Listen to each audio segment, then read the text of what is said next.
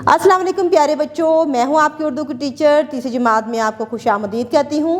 तो प्यारे बच्चों, आज का जो उन्वान है वो है जायज़ा नंबर 3, जो आपकी किताब में आखिरी सफ़े पर मौजूद है।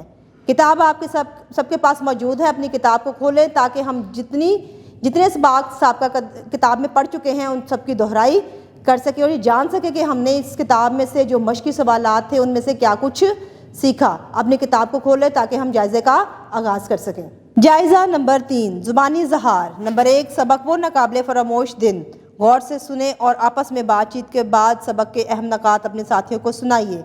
लफ्ज़ों का खेल।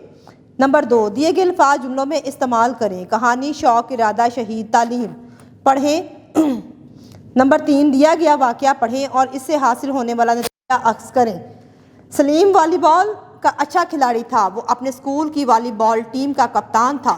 उसने एक साल में बहुत से मैच हारे। वो समझने लगा था कि अब वो कभी नहीं जीत सकता। उसके कोच ने उसे हौसला दिया और उसे बताया कि अल्लाह ताला पर भरोसा करो और खूब मेहनत करो तो कामयाबी तुम्हारे कदम चूमेगी।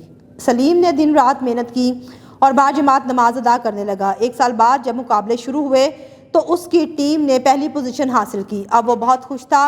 उसने अल्लाह ताला का शुक्र अदा किया। कवायद।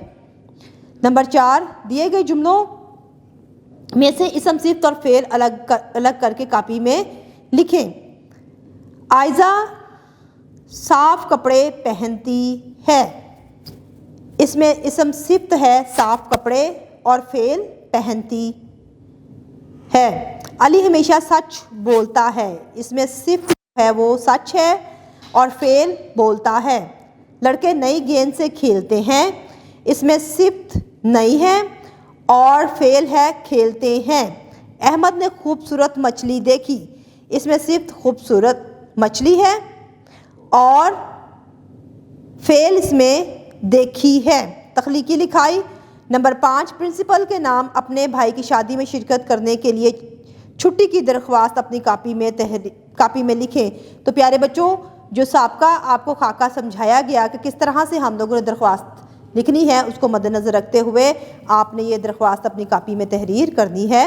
नंबर 6, 1 से 40 तक गिनती उर्दू हिंसों और लफ्ज़ों में अपनी कॉपी में लिखें।